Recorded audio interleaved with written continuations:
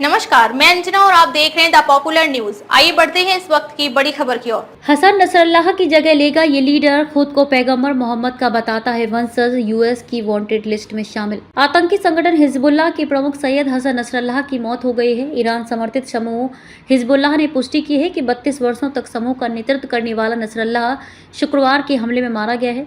अब हिजबुल्लाह अपने 42 साल के इतिहास में सबसे भारी हमले के बाद एक नए प्रमुख को चुनने की चुनौती का सामना कर रहा है। लेबनान में इजराइल के बड़े हवाई हमले में विश्व के सबसे बड़े सशस्त्र और आतंकी संगठन हिजबुल्लाह के प्रमुख सैयद हसन नसरल्लाह की मौत हो गई है। ईरान समर्थित समूह हिजबुल्लाह ने पुष्टि की है कि 32 वर्षों तक समूह का नेतृत्व करने वाला नसरल्लाह शुक्रवार के हमले में मारा गया है। अब हिजबुल्लाह अपने 42 साल के इतिहास में सबसे भारी हमले के बाद एक नए प्रमुख को चुनने की चुनौती का सामना कर रहा है। नसरल्लाह की मौत के बाद हिजबुल्लाह के नए चीफ के लिए हासिम सफीद्दीन का नाम सबसे आगे चल रहा है।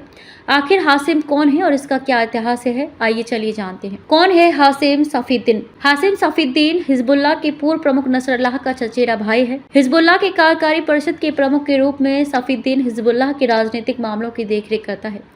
हासिम सफीद्दीन जिहाद परिषद में भी बैठता है, जो समूह के अन्य अभियानों का प्रबंधन करती है। सफीद्दीन खुद को मौलवी बताता है, जो हर समय काली पगड़ी पहनकर इस्लाम के पैगंबर मोहम्मद के वंशज होने का भी दावा करता है। ये बात सभी जानते हैं कि ईरान ही हिजबुल्लाह को कंट्रोल और वित्त पोषित करता है। हाशिम के ईरान से काफी अच्छे संबंध माने जाते हैं, क्योंकि उसने वहीं से पढ़ाई भी की है। माना जा रहा है कि ईरान से बेहतर संबंध के चलते उसका प्रमुख बनना पक्का है। यूएस की वांटेड लिस्ट में है शामिल। यूएस स्टेट डिपार्टमेंट ने हाशिम को 2017 में आतंकवादी घोषित किया था। सफीद्दीन के कई बयान अक्सर हिजबुल्लाह के उग्रवादी रुख और फलस्तीनी जुड़ाव को दर्शाते हैं। बेरूत के दक्षिणी उपनगरों में हिजबुल्लाह के गढ़ दहिया में हाल ही में एक कार्यक्रम में हाशिम ने फलस्तीनी लड़ाकों के साथ एकजुटता दिखाते हुए घोषणा की थी कि हमारा इतिहास, हमारी बंदूकें और हमारे रॉकेट आपके साथ हैं। नसरल्लाह ने ईसाई बहुल लेबनान का बदल दिया था स्वरूप। यह हसन नसरल्लाह के नेतृत्व वाले हिजबुल्लाह का ही प्रभाव था कि ईसाई बहुलता वाले लेबनान का 20वीं सदी के अंतिम दशकों में स्वरूप बदल गया और वहां की सत्ता पर मुस्लिमों का कब्जा हो गया। इससे पहले बेरूत और लेबनान के अन्य शहरों में